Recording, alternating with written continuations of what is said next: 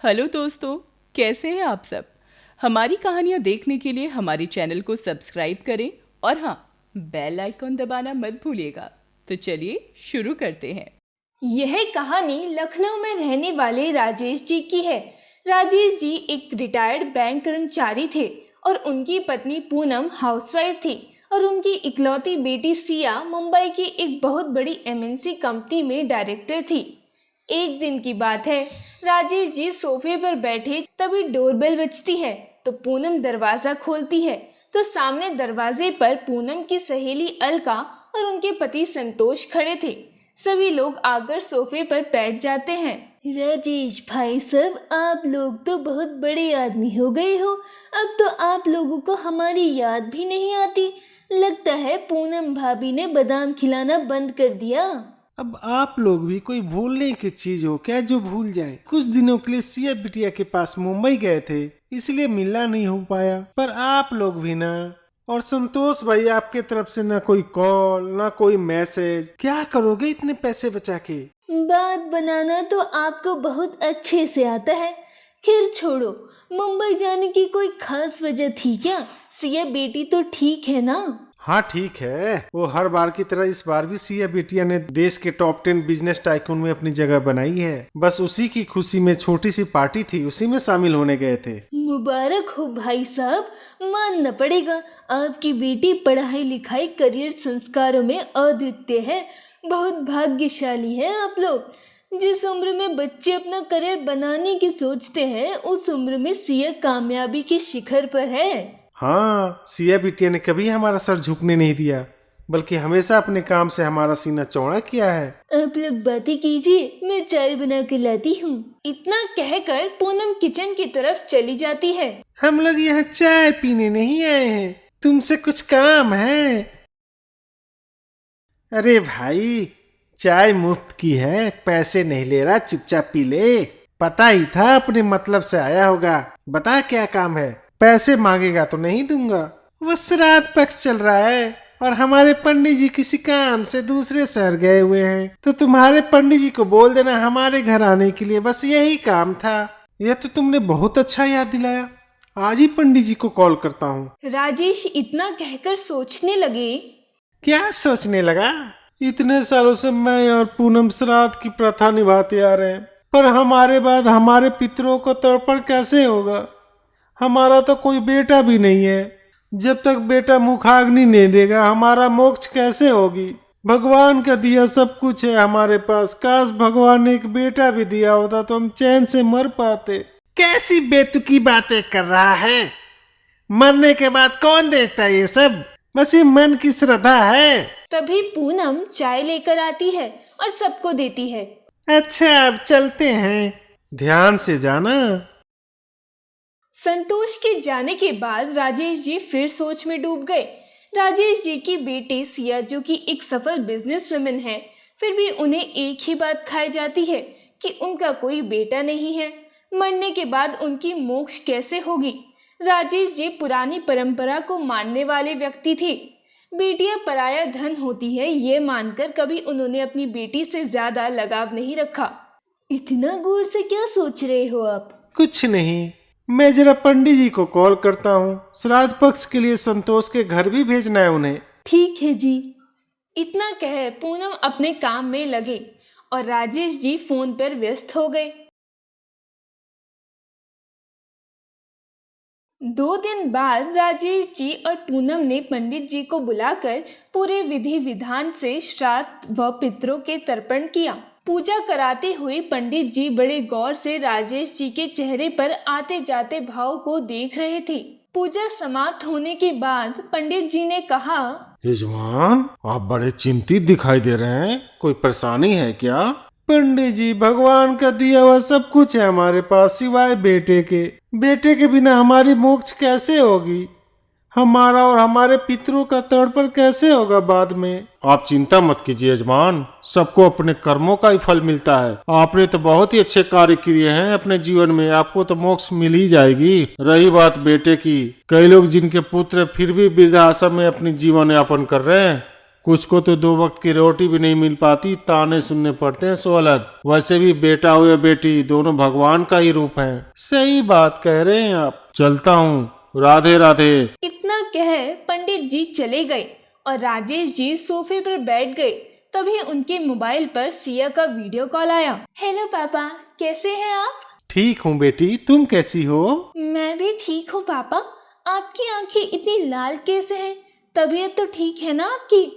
आपने routine checkup करवाया अपना? अरे भाई कितने सवाल करती हो। मैं ठीक हूँ, मुझे कुछ नहीं हुआ और मरीज थोड़ी हूँ जो बार बार चेकअप करवाऊँ। जब से मैं मुंबई आई हूँ आप बहुत अपनी मनमानी करने लगे हैं सेहत के मामले में। दीपावली के बाद आऊंगी घर, तब आपकी खबर लूंगी मैं। क्या इस बार भी घर नहीं आओगी दिवाली पर? नहीं पापा, यहाँ काम बहुत है तो शायद पॉसिबल ना हो।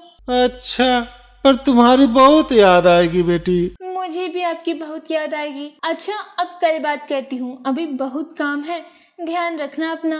तुम भी बेटा अपना ध्यान रखना। इतना कहकर फोन काट देते हैं। 1 घंटे बाद डोरबेल बजती है तो पूनम ने दरवाजा खोला तो डॉक्टर कविता आई थी। डॉक्टर कविता सिया के मित्र और राजेश जी की फैमिली डॉक्टर थी। डॉक्टर कविता राजेश के पास आती है और कहती है, मेरे पास सिया का कॉल आया था, उसने मुझे आपका चेकअप करने के लिए भेजा है। राजेश जी मन ही मन सोचने लगे, सिया बेटी दूर रहकर भी कितना ख्याल रखती है। कविता ने राजेश जी का रूटीन चेकअप किया और कहा, स्ट्रेस की वजह से बीपी बढ़ गया है और वायरल भी है। दवा लिख दी है, टाइम से ले लीजिएगा। इतना कहकर कविता जाने लगी। डॉक्टर, आप अपनी फीस लेते जाइए। डोंट वरी अंकल, सिया ने पे कर दिया है ऑलरेडी, आप आराम कीजिए। इतना कहकर कविता चली गई। राजेश जी वहीं सोफे पर बैठे रहे। कुछ देर बाद उनके मित्र संतोष जी आकर उनके पास बैठ गए। राजेश जी बड़े गौर से उनके चेहरे की ओर देखा और उनका चेहरा उतरा हुआ था, जैसे बहुत दुखी हों। आंखें लाल थी, मानो अभी आंसुओं की बारिश हो जाए। हमेशा मुस्कुराते हुए रहने वाले लफ्ज आज मानो हिलने से इनकार कर रहे हों। उन्हें लगा मामला बहुत ही गंभीर है। राजेश जी संतोष जी के कंधे पर हाथ रखते हुए धीमे स्वर में बोले, क्या हुआ भाई, ये क्या हालत बना रखी है अपनी? संडे को हम लोग अपना घर छोड़कर जा रहे हैं। कहाँ जा रहे हो? क्यों जा रहे हो? पहले क्यों नहीं बताया मुझे? इसमें रोने वाली क्या बात है? कितने दिन के लिए जा रहे हो? कौन कौन जा रहा है? मेरे बेटे बहू ने मेरा दाखिला शहर के वृद्धाश्रम कृष्णा धाम में करवा दिया है। हमारे घर पे रहने से उनके बच्चों को निजी जीवन में दखल पड़ता है और अलका की बीमारी की वजह से भी बहू अपने करियर पर ध्यान नहीं दे पा रही है, तो उन्होंने यह निर्णय लिया है। राजेश जी ने जब यह सुना तो उन्हें बहुत दुख हुआ। उनकी आंखें गुस्से से लाल हो गई। चलो मेरे साथ। ऐसे कैसे तुम्हारे बेटा अपना मनमानी कर सकता है? क्या अपने माता पिता के लिए उसका कोई फर्ज नहीं? और तुम क्या बेवकूफा की तरह उसने कहा और तुम जाने के लिए तैयार हो गए? घर तुम्हारे नाम है ना, पुलिस लेकर चलते हैं, मैं भी देखूं कैसे निकालता है वो। उसे शहर से नहीं निकाल दिया तो मेरा भी नाम राजेश नहीं। 1 महीने पहले हमने अपनी सारी वसीयत बेटे के नाम कर दी थी। रहने देना राजेश, शायद हमारे कर्मों में यही लिखा है। मैं आखिरी बार तुमसे और भाभी जी से मिलने आया हूँ, तुम्हारा मन हो तो मिलने आ जाना कभी। कैसी बेवकूफ वाली बातें कर रहा है? ये तेरा भी घर है, यहाँ का रहो तुम और भाभी, हमें कोई दिक्कत नहीं है। नहीं भाई, मैं ठीक हूँ। अब जैसी भगवान कृष्ण की इच्छा। भाभी जी समय निकाल कर अलका से जरूर मिलने आइएगा। राधे राधे। शायद अब और रुकने की उनकी हिम्मत नहीं थी। राजेश जी सोफे पर खामोश बैठ गए। उनकी आंखों से आंसू छलक पड़े। रात होने को आई। राजेश जी से खाना नहीं खाया गया।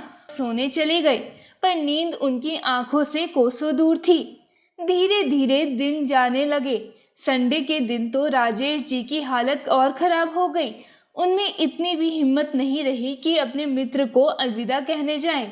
इधर संतोष जी के बेटे बहू खुशी से साथ झूठ मूठ का रो धोकर संतोष जी और अलका जी को वृद्धाश्रम कृष्णा धाम छोड़ाएं। संतोष जी पर तो दुखों का पहाड़ ही टूट गया। ना वो रो सकते थे, ना ही कुछ कह सकते थे। सोमवार को कुरियर वाला राजेश जी के नाम पर कुछ पेपर्स और बुके दे गया। राजेश जी ने लिफाफा खोला, उसमें कुछ पेपर्स और एक चिट्ठी थी। राजेश जी पढ़ने लगे। हैप्पी बर्थडे पापा, मिस यू सो मच।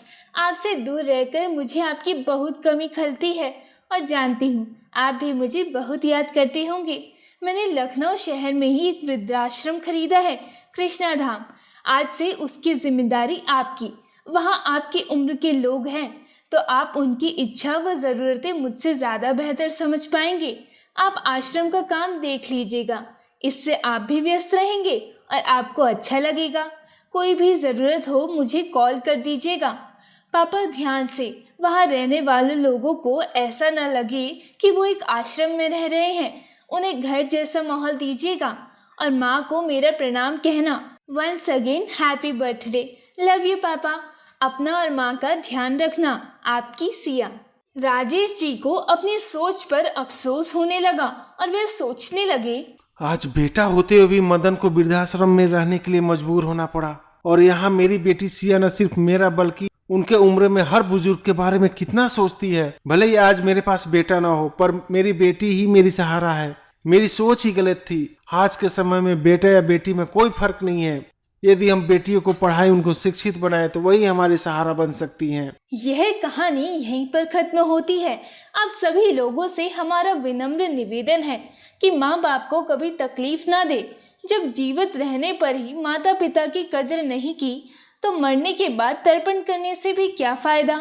माँ बाप का कभी तिरस्कार ना करें, उनका हमेशा सेवा करें। दोस्तों, अगर आपको ये कहानी पसंद आई हो तो चैनल को सब्सक्राइब कर लें और बेल नोटिफिकेशन दबा दें और कमेंट करके ज़रूर बताएं कि आपको ये कहानी कैसी लगी। धन्यवाद।